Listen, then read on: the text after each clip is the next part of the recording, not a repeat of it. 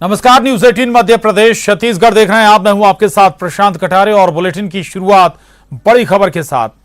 UPSC की civil services की प्रारंभिक परीक्षा टाल दी गई है। अब 31 मई को आपको बता दें कि प्रारंभिक परीक्षा होनी थी, लेकिन इसे कोरोना महामारी के चलते टाल दिया गया है। लॉकडाउन के चलते ये परीक्षा टली है। अब 20 मई को परिस्थितियों का आकलन किया जाएगा और उसके बाद नई तारीख का ऐलान किया जाएगा। तो ये बड़ी खबर है, यूपीएससी की सिविल सर्विसेज की प्रारंभिक परीक्षा टल गई है।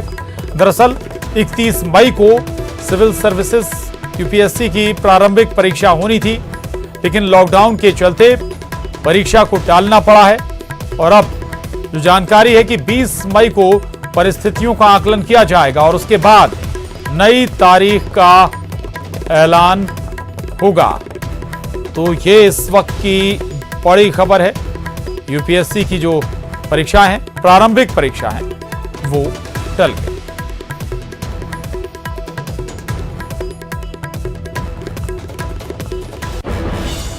उधर मजदूरों के लाने का खर्च वहन करने के मुद्दे पर सीएम शिवराज ने सोनिया और राहुल गांधी पर निशाना साधा। उन्होंने कहा कि वो हम ही थे जो कोटा में फंसे छात्रों को अपने खर्चे पर लेकर आए। प्रजा जब दुखी होती है तब आपकी राजनीति शुरू होती है।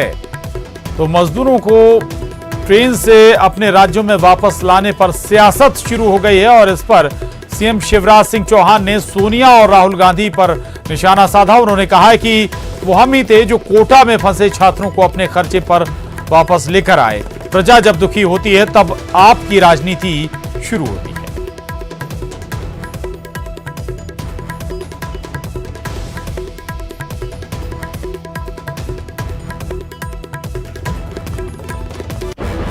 और इस वक्त सीधे आपको लिए चलते हैं दिल्ली, जहां स्वास्थ्य मंत्रालय की पत्रकार वार्ता। आप सुनते हैं क्या डिटेल कोरोना वायरस से जुड़ी हुई।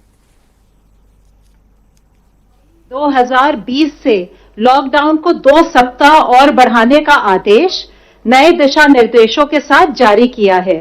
आपने इन्हें पढ़ा होगा, पर इनके कुछ बिंदु मैं आपके साथ शेयर करना चाहूंगी। लॉकडाउन के इस चरण में स्वास्थ्य मंत्रालय के मापदंड के अनुसार देश में सभी जिलों को रेड, ग्रीन और ऑरेंज जोन के रूप में चिन्हित किया गया है। जोन के अनुसार लॉकडाउन के नियमों में छूट प्रदान की गई है।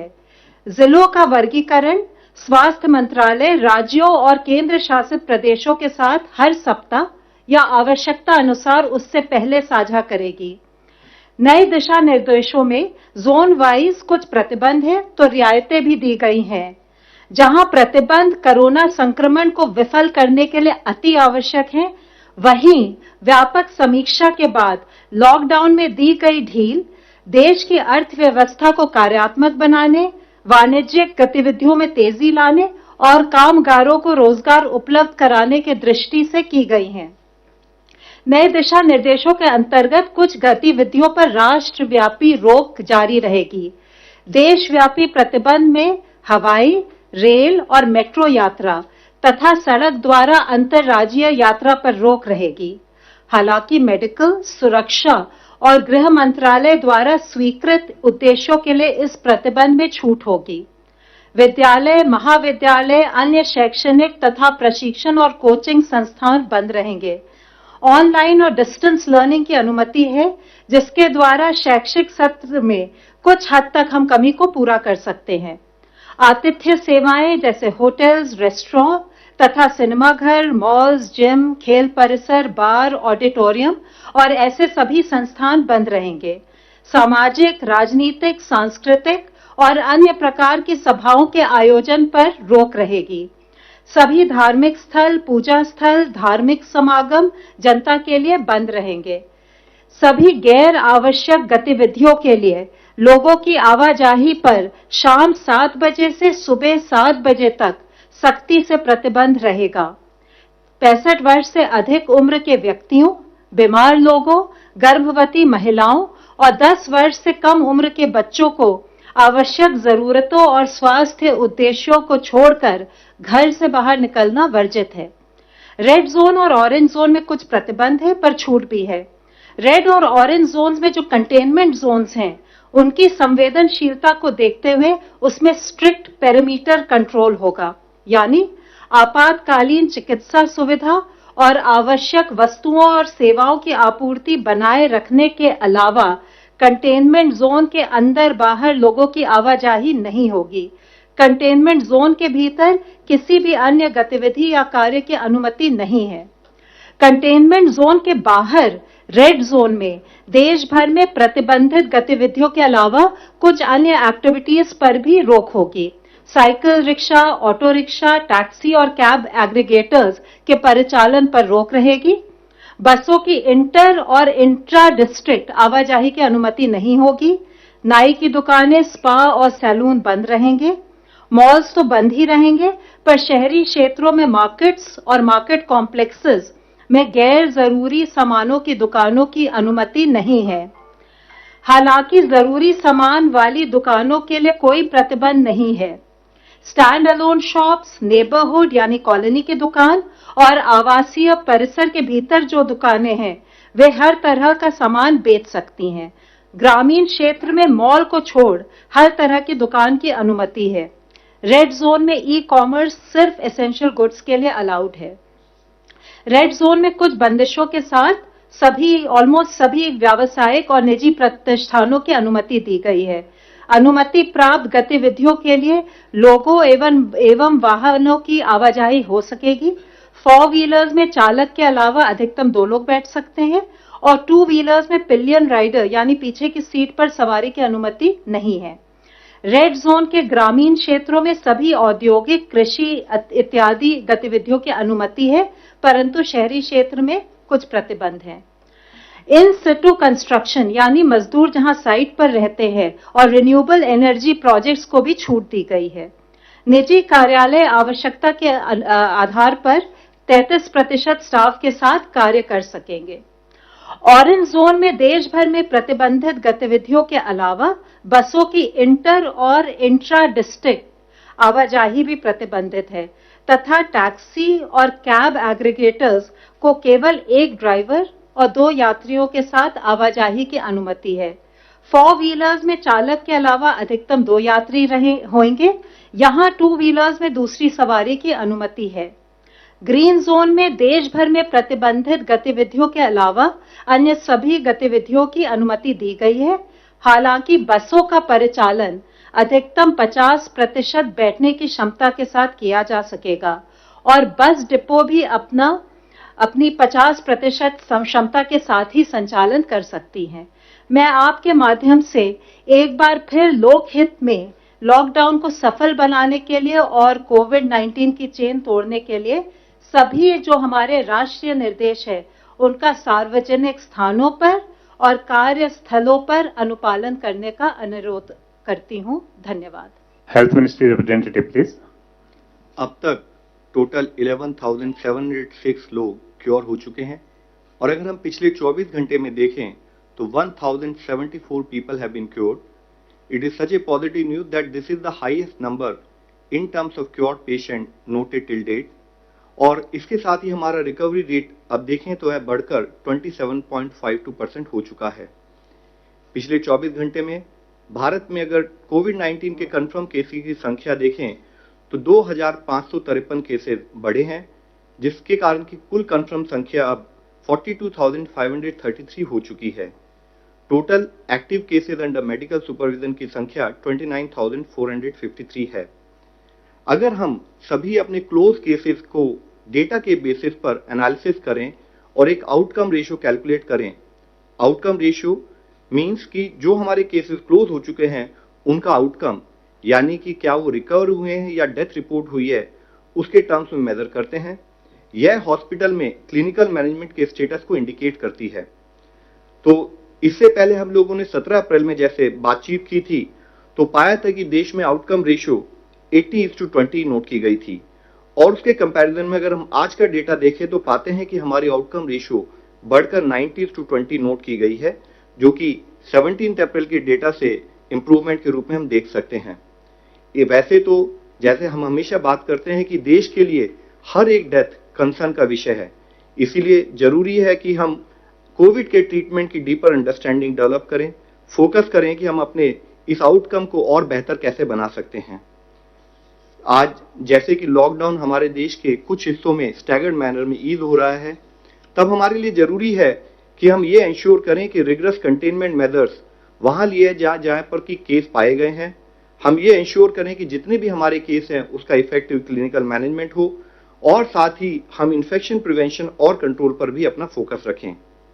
ऐसे पैंडेमिक्स में इससे पहले भी हिस्टोरिकली यह नोट किया गया है कि अगर सोशल डिस्टेंसिंग का रिलैक्सेशन यानी कि जब हम सोशल मोबिलिटी अलाउ करते हैं उस समय पर सही ढंग से पालन ना हो और रेस्ट्रिक्शन को सही ढंग से इस्तेमाल ना किया जाए तो सडनली डिजीज ट्रांसमिशन रेट फिर से इंक्रीज हो सकता है।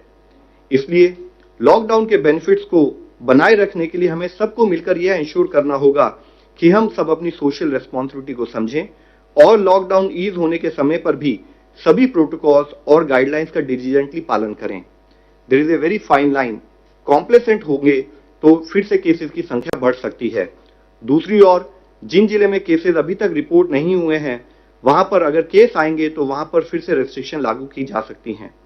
हम एक नए नॉर्मल में ट्रांजिशन कर रहे हैं। जरूरत है कि हम सब लोग सावधान रहें, सजग रहें और सतर्क रहकर कोविड-19 से निपटने की अपनी तैयारी को इसी स्पीड और मोमेंटम के साथ बढ़ाते रहें।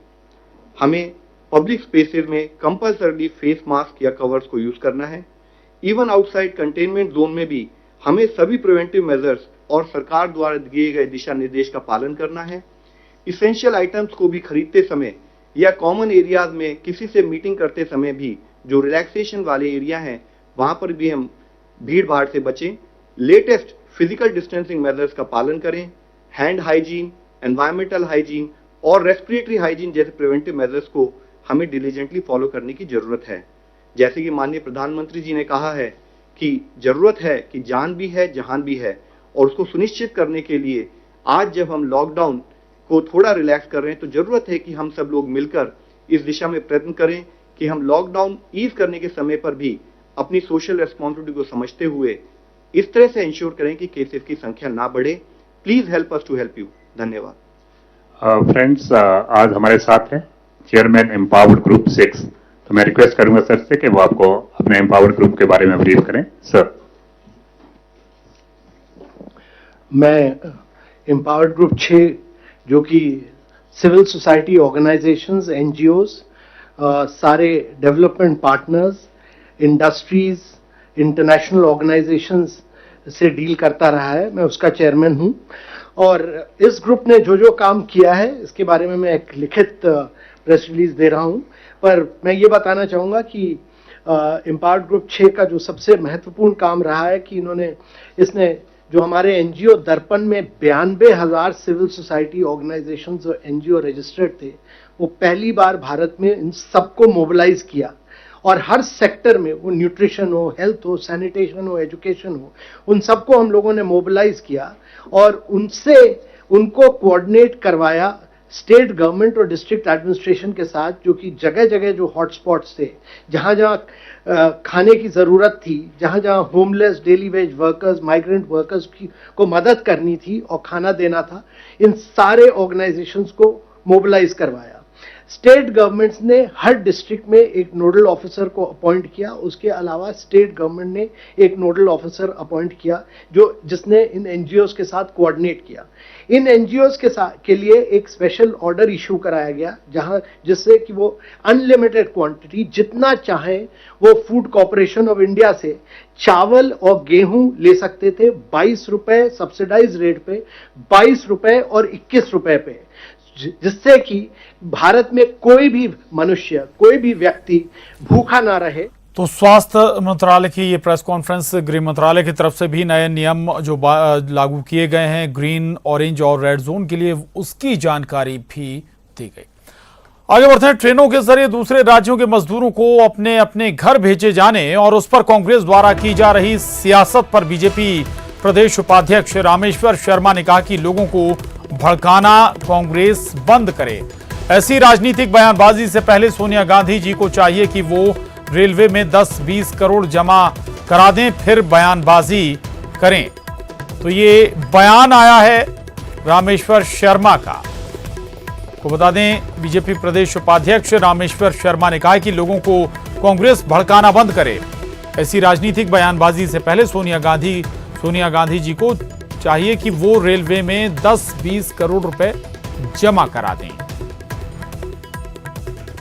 सोनिया गांधी जी, भारत ने आपका कुछ नहीं बिगाड़ा। भारत ने आपके ससुर को देश का प्रधानमंत्री बनाया, सास को प्रधानमंत्री बनाया, आपके पति को प्रधानमंत्री बनाया, और तो और आपके कहीं चाहने वाले प्यादों को भी भारत का प्रधानमंत्री बनाया। पर श्रीमती सोनिया गांधी जी, भारत के साथ आपके साथ क्या दुश्मनी है? भारत की जनता को आप दुख के समय, संकट के समय दुश्मन को भी सहारा दिया जाता है, पर आप तो भड़काने का काम कर रही हैं। आप चाहते हैं कि तबलीगी जमात की तरह लोग भड़के, एक दूसरे को जो है रोग संक्रमण रोग से ग्रसित करें। उधर पीसीसी चीफ कमलनाथ का भी बयान आया है कि मजदूरों का खर्चा उठाएगी कांग्रेस पार्टी। मजदूरों के ट्रेन बसों का खर्चा पीसीसी आपको बता दें कि पार्टी अध्यक्ष सोनिया गांधी के फैसले का स्वागत किया है। उन्होंने मजदूरों की मदद के लिए कांग्रेस की इकाइयां सहयोग करेंगी। तो पीसीसी चीफ कमलनाथ ने भी ये बयान दिया है कि जो मजदूर लौट रहे हैं मध्य प्रदेश, उनका प्रदेश कांग्रेस खर्चा उठाएगी। उनका जो किराया है वो प्रदेश कांग्रेस वहन करेगी। दरअसल इससे पहले कांग्रेस अध्यक्षा सोनिया गांधी ने इसका ऐलान किया था और उसके बाद अब पीसीसी चीफ कमलनाथ का ये बयान।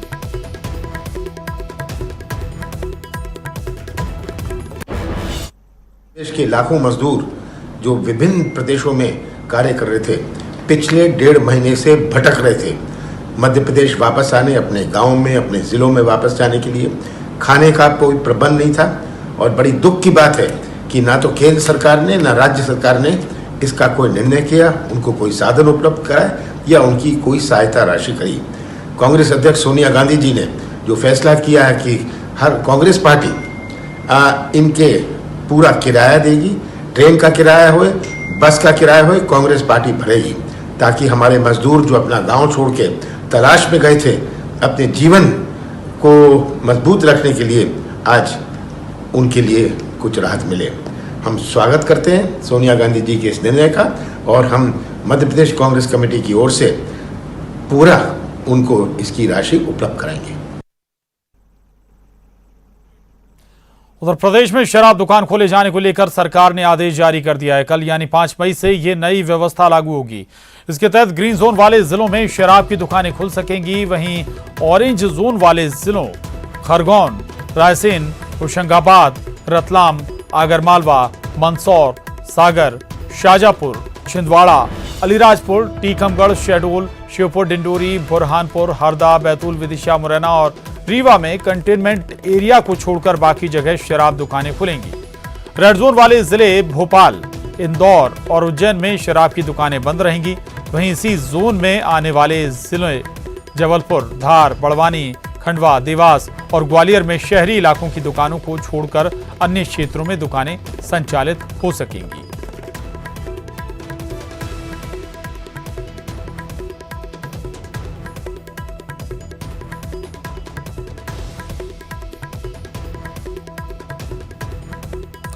वहीं सरकार के फैसले का शराब व्यापारियों ने विरोध करना शुरू कर दिया है और अब कहीं भी शराब दुकान नहीं खोलना चाहते हैं शराब व्यापारी। शराब ठेकेदार ग्रीन जोन में भी दुकान खोलने के पक्ष में अब नहीं है और उनकी कहा गया कि 11 बजे बैठक थी, लेकिन उसके पहले ही सरकार ने आदेश जारी कर दिए। अधिकारियों के साथ बैठक होनी थी, लेकिन बैठक नहीं की गई। शराब व्यापारियों के साथ बगैर बैठक के ही सरकार ने ये आदेश निकाल दिए। रेड जोन में बनने वाली शराब से ग्रीन जोन में भी संक्रमण फैल सकता है, ये कह रहे हैं अब शराब व्यापारी। और शराब व्यापारियों को लाइसेंस फीस पर भी आपत्ति है। दूसरे राज्यों की अपेक्षा सरकार फीस कम करे।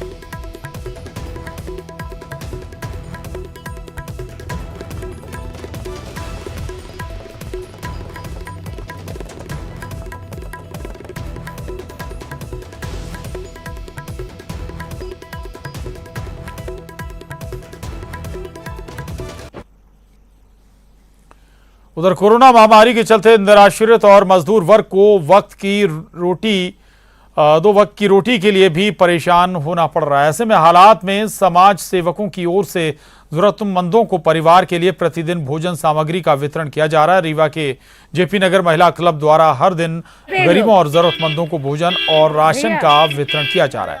क्लब के सदस्यों ने प्रशासनिक अमले के साथ सोशल डिस्टेंसिंग का ध्यान रखते हुए निराला नगर तुर्की साइडिंग में राशन और सब्जियों का वितरण किया।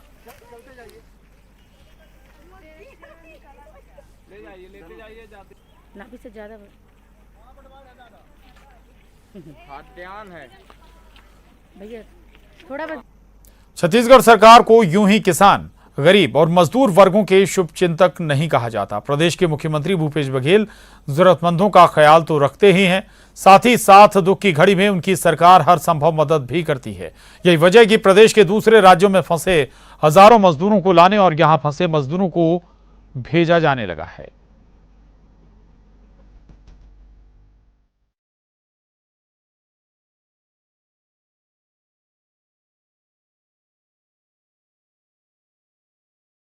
वैश्विक महामारी कोरोना से जंग में प्रदेश के मुख्यमंत्री भूपेश बघेल मजदूरों के साथ गए।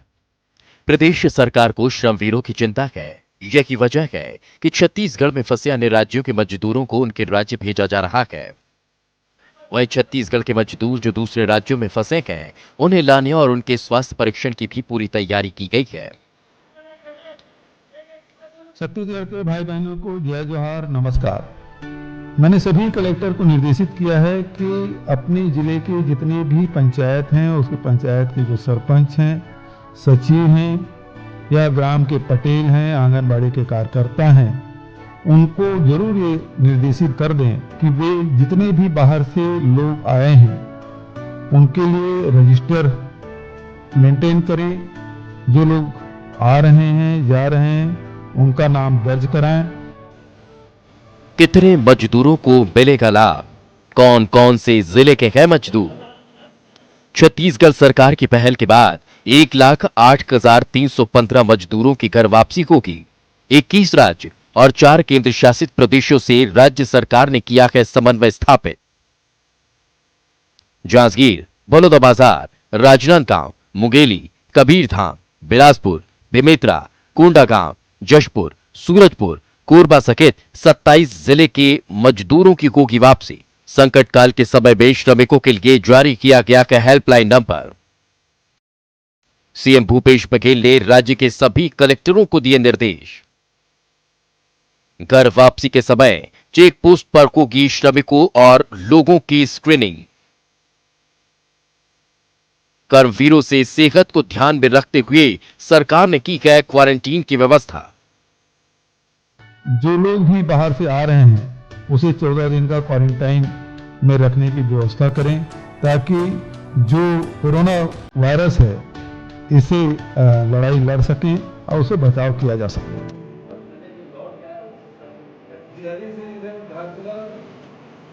प्रदेश के 28 जिलों में श्रमिकों के पंजीयन, स्क्रीनिंग, क्वारंटीन की होगी समुचित व्यवस्था।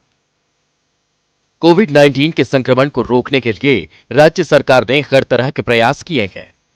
मुख्यमंत्री भूपेश बघेल जिस तरह से मजदूरों की चिंता कर उनकी घर वापसी और यही फंसे लोगों और मजदूरों को उनके राज्य भेजने की दिशा में काम कर रहे हैं, वो तारीफ काबिल है।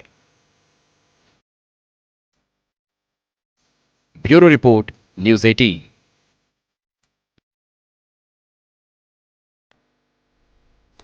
सोनिया गांधी ने प्रवासी मजदूरों को लेकर कहा कि इन मजदूरों को भारी दिक्कतों का सामना करना पड़ रहा है। उनकी घर वापसी का खर्च कांग्रेस उठाएगी। देश का अन्नदाता है तो श्रमिक और कामगार देश का राष्ट्र निर्माता। हर देशवासी को असीम दर्द हुआ जब हजारों श्रमिक भाइयों और बहनों को सैकड़ों किलोमीटर भूखे प्यासे मजबूरी में पैदल घर वापस जाते देखा। मुझे मालूम है कि आज भी देश के अलग अलग कोनों में लाखों श्रमिक भाई और बहन मुश्किल में फंसे हैं और कोरोना महामारी के इस समय में घर वापस जाने के लिए इंतजार कर रहे हैं। साधन और पैसा तो दूर की बात है, पूरे राशन तक की व्यवस्था नहीं और न ही लॉकडाउन की इस घड़ी में काम का कोई इंतजाम। आए दिन जब देश के अलग अलग कोनों से उठ रही है हमारे श्रमिक भाइयों और बहनों की आवाज और पीड़ा को हम सब सुनते देखते हैं, तो लगता है कि यह आवाज परिवार के एक सदस्य की है। यह आवाज एक माँ की है, एक पति की है, एक बेटे की है जो अपने बच्चों, पत्नी, माँ, बाप तक पहुंचना चाहता है। इस पुकार ने सचमुच हम सबका दिल छुआ है। ये विकट हालात देखकर कांग्रेस पार्टी ने निर्णय लिया कि हर प्रदेश में जरूरतमंद श्रमिक भाइयों और बहनों के घर लौटने की रेल यात्रा का खर्च उठाएंगे। और इसके साथ ही बुलेटिन में बस इतना ही। खबरों का सिलसिला लगातार जारी है।